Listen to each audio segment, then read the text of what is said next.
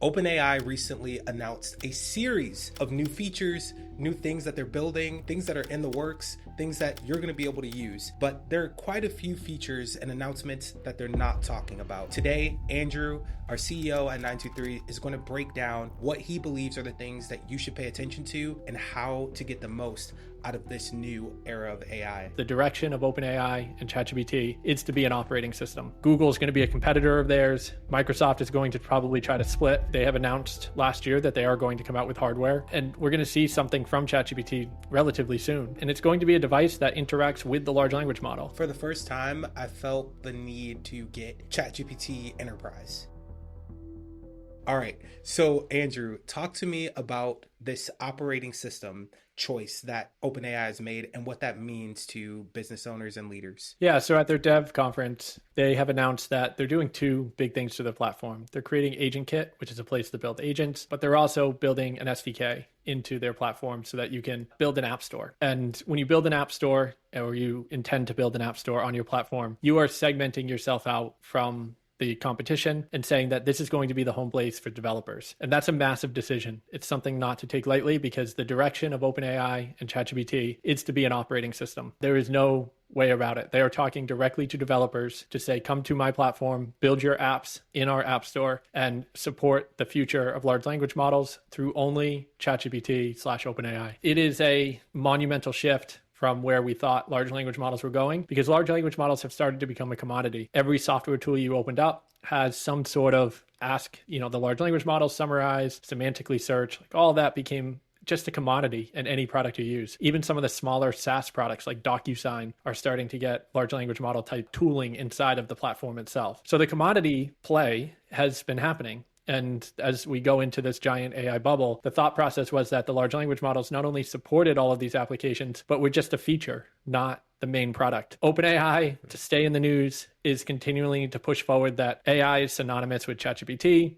And you should be not using the word AI, but you should be using the word ChatGPT when you're talking about communicating with AI. And then most importantly, they're now saying, hey, developers, we are not forgetting about you. I mean, think about us. We spend millions and millions of tokens every single month, and we use OpenAI a lot for a lot of our customers. It is the best reasoning model, has the best APIs, has the best developer support. It's furthest along in the implementation of communicating with the GPT. So they have done great for developers in the past, and they are saying for all of the developers in the future, instead of building Zillow, for Claude and Anthropic and ChatGPT, and they're like, no, build your Zillow application to communicate with large language models in our app store, the same way that Apple built their app store to house developers and isolate their code and the products that are built on their app store off from the rest of the world. If they can keep the attention, they're just going to replay the playbook that Apple did. Charge 30% in the App Store, keep everyone isolated, use our products and use our operating system, and you have access to this great tools of apps that are designed specifically to work and play nice with the large language model that is OpenAI's, frontier model. And so that decision should not be taken lightly. That is the direction they're going. And there's no turning back now. It's a breakup with Microsoft. Google is going to be a competitor of theirs. Microsoft is going to probably try to split. Like this is the breaking point for all of the partnerships we've seen in the past. But don't they have a big issue in terms of devices? Apple has iPhone, so they're not going to be able to just 30% of what they get through their app is going to go to Apple. Yeah. So what about that? Like they're still building on top of someone else's ecosystem for now. For now, yeah. They've made the decision that they are going to be the operating system, which means they also have to build the hardware. They have announced last year that they are going to come out with hardware in 2026. And we're going to see something from ChatGPT relatively soon. And it's going to be a device that interacts with the large language model. And so how we use our devices in the future is still up for consideration. Meta thinks there's glasses. Google thinks there's still phones with a lot of AI embedded into it. And Apple thinks that nobody's going to incorporate AI, I guess. They're just going to stick with what they've got.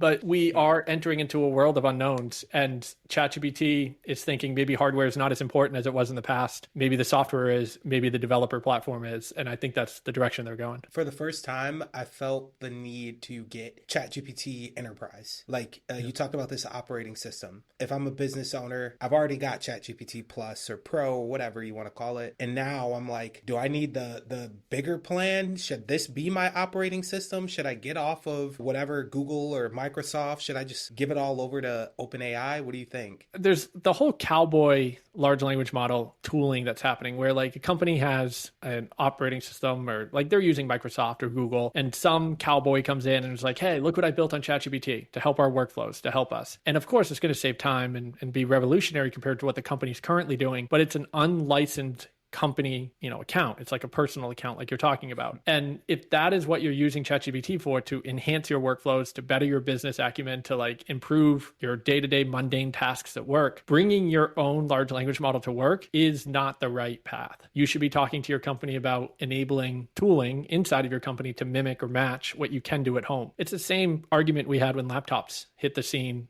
15 years ago. It was bring your laptop to work because it was better than the laptops that people were providing to them at work. And so people were getting frustrated. They're like, no, I can, use a better CPU, better memory at home than this stupid IBM computer that you gave me. And I think the same thing's happening is we have such great tools at home through purchasing the enterprise license of ChatGPT and like doing the work for us while we're sitting on our home computer. Companies are going to start having to do what I call team GPTs. They're going to have to build user permissions and controls into their knowledge base so that the team can gain the elevated, returns that you're getting from the personal level across the team itself. And that's why I think, yeah, sure, it's cool that now you can personally do maybe a side project, use ChatGPT and their new enterprise plan and try to build that side project. That's fantastic. But if you're doing it for your company, we need to start talking to the companies and saying, guys, what are we doing? Are we just staying with Google or are we all switching to OpenAI? Are we just going to wait for the new models from OpenAI? We'll wait for when they come out with PowerPoint and Excel, which is coming in the next year. Like, that OpenAI is going to develop all of that. And we can just wait for these tools to come out and then we can just pay OpenAI licenses and all live there as opposed to Google. So you really think like they're going to have email, they're going to have like the exact Google suite, the Microsoft suite, you're going to be able to put everything in on OpenAI? Yeah. So the future is very obvious. Like in the agent store in the store, and then the ability to run agents for you as part of that store, there will be, I don't know, we'll call it Point Power. And it will be a new app created by Joe who vibe coded PowerPoint with maybe 10, 20 people and got to the point where it started being scalable, robust, added real engineering to it, put it into the app store that is ChatGPT. And ChatGPT will eventually just buy it up and say, cool, this is our new PowerPoint. This is our new pitch. This is our new Microsoft Excel. And maybe they'll build them themselves. They'll segment off engineers at their company and say, with the new tooling that we have, with the new large language model, I heard you can build Slack in 3 days now. Can you go build a version of PowerPoint and put it in our store? And the obvious one to me, DocuSign. It is ridiculous to me that there's a public market cap for DocuSign. That is a large language model built in 5 days product that every company can now have its own signature platform that's secure, that is like just manages how somebody paths. Like that is a very obvious tool that should not be a public company. And so I think that's where ChatGPT goes, is they have the store, might as well just deploy what you consider to be DocuSign in there, and then a company can purchase that as opposed to the many licenses. Yeah, you saw that DocuSign is in trouble right now. They're actually suing a few products that were built on Lovable that were like clones. So it's funny you bring that up as the example of a product that ''maybe shouldn't exist, at least be a publicly traded company. I didn't know that. So they're suing people that created a DocuSign on Lovable.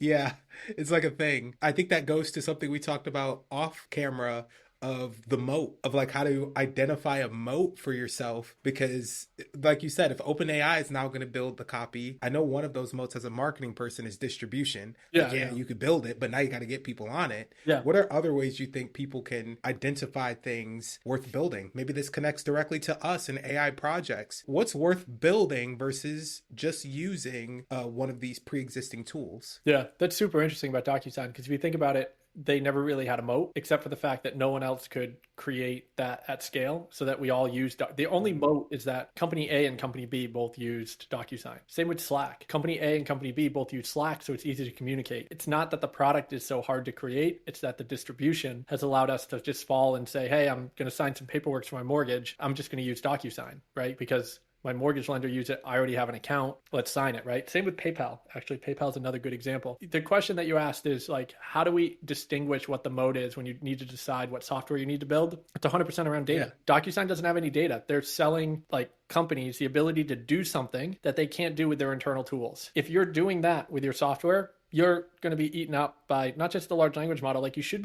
have been eaten up by 10 kids in a computer years ago. It's now just that the distribution of those 10 kids just became massive when they launched the app in OpenAI's App Store. Their distribution becomes massive when they put it on Lovable. And I think it's not about the fact that like, it's just possible because of AI. It's truly possible because we are moving to a world of unique applications for business use cases. And what that means is that every business now has the ability to pay for a software license and rent the code, which meant, 80% returns for many of these software companies where VCs backed. 80% returns are going away because you don't need to build one tool for the masses. Each company should own and operate their software. And a lot of decisions we're getting into right now with companies is how do we move off of software subscriptions and build our own knowledge base. But that decision has two critical factors into it. The first one is we are going to be secure and we are going to get accurate results from our data, which means you have to have good data. You have to have unstructured or structured data in a way that AI can read it. But when somebody pings that database, it needs to come back with the accurate same response deterministically every single time. That is engineering work. We are still doing pipeline work to figure out how the large language model passes the information off consistently to the software developers that then code that so that the question and the prompt that the users are asking has statistical returns that are accurate and the same every single time. That's engineering. And so to build your mode or to decide like what software you should be using, figure out what data is so valuable to your company, figure out how that data is used across your teams. Do you have user permissions? Do you have security? Do you have a reason that the data needs to be returned the same way every time? 1 + 1 = 2. And if you saw in the news, we just found out that 1 + 2 + 3 = 15 in the new Excel tool that's being built from Claude, right? So like, sure, you can use a large language model. Sure, you can use something for a single use case. But if you are building a moat around your company data, build it the right way with AI first, but also databases that have accurate deterministic results, and you're controlling the output so that employee 1, employee 3, and employee 75 gets the same answer from the same request. I mean, with DocuSign, you're not going to get that. For some tool, like fine, but for your company data, answering an email and telling a customer that could be a $100,000 decision, you're going to want that. That's the moat. Yeah. I don't know if you've seen The Last of Us, yeah, but there's the part where he's like, hey, you point at the map, you tell me where it's going to be, and then you point at the map, and you guys better point at the same part of the map. Yeah. And that's exactly what you're saying. Yeah. If employee 1 searches it on Tuesday, and then employee 2 searches it on the following week, it should bring back the same result. Yeah. You can put the meme on the back side of that. Like if you were to peel the map over and you're like, who designed this? It'd be the Spider-Mans pointing at each other. And it'd be all the different large language models being like, it's your fault. And it's like, wait a second, we never coded this. And it's a Spider-Man just pointing to the next Spider-Man. Wow, that's interesting. And you've intentionally made the decision as a founder to choose Gemini and Google, because we're all on Google Workspace. And I'm curious how you feel knowing that Claude now has an option. OpenAI is now an operating system. There's Copilot. How do you manage those trade-offs of knowing Gemini is really good at image generation, but maybe not as good for these other things? And when do you decide it's worth adding in another LLM for a specific use case? Yeah. It's where you want your data to go. All of these enterprise plans, especially like when we build for any of our clients and we're using OpenAI Enterprise, we're able to keep the data secure. We're not training the model on them. So you can deploy your team to do that. There are app stores like Copilot is a great place to build agents inside of Microsoft. You have the ability to go into the Power Apps. You have the ability to go into the Copilot Studio, and you can build these agents and share them with your team to do different parts of your business. Amazon famously, like if you talk to people that work there, they have a whole Amazon platform that has agents all over the place that people built at the company that you can use to do different things inside of Amazon, all inside the walled garden. That's the future that we all should be heading towards, is like a company dashboard with company agents that use company data to do specific things for the company. And you should be thinking right now, how do I get my team from cowboying and cowgirling ChatGPT into the company and really getting like a dashboard of like, hey, let's have a collaborative share around who's using what. Let's recreate that agent here in our workspace with our data. It's going to be secure so that if any data you bring in, it still doesn't go out, right? That's the type of conversations you should be having, is like, you've done some really cool stuff in the last few years, but now let's bring this in. Let's use Gems and Gemini. Let's use AI Studio Studio in Google. Let's use Microsoft Copilot and Microsoft PowerShell Builder, like their Power Apps. Let's start using these tools that have the ability to tap in and search the web, bring data back to our company, but let's not send our data out to these platforms. And how does an AI development partner fit into that? If it's now been handed developers, would an AI development partner build in these like agent kit and things like that? So we take it one step further. We would build a custom solution that would allow your team to integrate with the chatbot on their screens. These are the types of bigger companies that have coming to us now that says, look, not only is my data secure, but there's a very specific way that I want my data to be retrieved. Maybe you're doing some audits, maybe you're doing research and development, maybe you're trying to find medical information inside of a repository, and you just have like SharePoint glittered with like just messiness of folders. And you're like, cool, we have 20 people that search these folders all day long and pull information out and grab paragraphs. How do we pull that out? And that's where you start getting an engineer to figure out it's routing plus accuracy. Routing is the ability to, when you get a response, find the correct answer that you're looking for, but provide the source information of where you got it from. So that's super important for a company. Like you can't just one-shot prompt everything. If you have a massive SharePoint of all this data, you want to go into that SharePoint, grab the information, but maybe also grab 3 other documents that are similar to it and say, hey, is this what you want? Or is like, were you thinking of these other 3 things? Because once you put this in front of humans, you got to remember humans are horrible at 2 things: memory and recall. And GPTs are, you're trying to like one-shot prompt with a human's like horrible prompt that says, can you find an email for me where I emailed my mom about my birthday? And like, you're expecting and then you're like, this large language model sucks. Like I remember sending that to my mom, and then large language model's like, your mom's had 45 birthdays, right? And like, you're asking me for an email about that. And so the prompting has to be better, but you're not going to get humans to prompt better. You have to get the results to say, hey, here's 5 results you might be thinking of. Would you like me to suggest a different idea so that you can get more accurate? That's where engineering comes in. It's like bringing those answers back and kind of assuming stuff that the human should be looking for, and also user permissions, controls, like we call it federation too, like making sure security is being held end to end so that the information is not being sent outside to the world. Like all that matters. So that's where engineers come in and solve that problem. Last question for you. Dev Day was recently when we're filming this. Talk about some of those features that a lot of people weren't focusing on. You already mentioned the agent kit, some of those things. What are some of the ones you're keeping an eye on that you think people should pay attention to? Yeah, so 2 years ago, I was at an event when large language models were starting to come out, and I sat down with the founder of Android, and we were just chatting about how large language models will change the landscape of search, but also like, how is it going to change on your phone? Like, how are you going to interact with your phone? And like, when you want something, it's very obvious now that I can just speak it. It's very obvious now that it can retrieve it. But your brain is actually the connector between servers on the internet that don't talk to each other. If you want to buy a toaster from Amazon, you know that like Amazon has the toaster, but Home Depot doesn't, right? So even though you have credit cards in both places, your brain is the one that's like, let me go to Amazon server to find that toaster. The large language model is going to remove that like memory problem that we have. And the context is going to be, I just need to buy a toaster. Like, I don't need to know where it is, what it is. Like, I just need a toaster. And so when you ask that question to the model, it's the same as like asking for a taxi cab. I don't care if it's Uber or Lyft or Fluffy's car service. Like, I really just care about getting a taxi from here to the airport. I mean, actually, probably after getting a review from Fluffy's car service, I'd be a little worried. But for the most part, Lyft and Uber, seeing the reviews of the driver is what matters most. So a perfect use case for this would be, hey, I'm standing on the intersection. I need a ride to the airport and I need it now. I don't need to download Uber. I don't need to be in the app. I just wish that I could see 2 boxes, 2 widgets. One like widget on my screen with the Lyft driver that's capable of coming and picking me up with his rating. Same with Uber. And I get to pick. I don't have to pay. I don't have to do anything. I just pick which driver looks like it's a better time for me. Maybe it's a better car. Maybe it's a better review. I pick and I say go.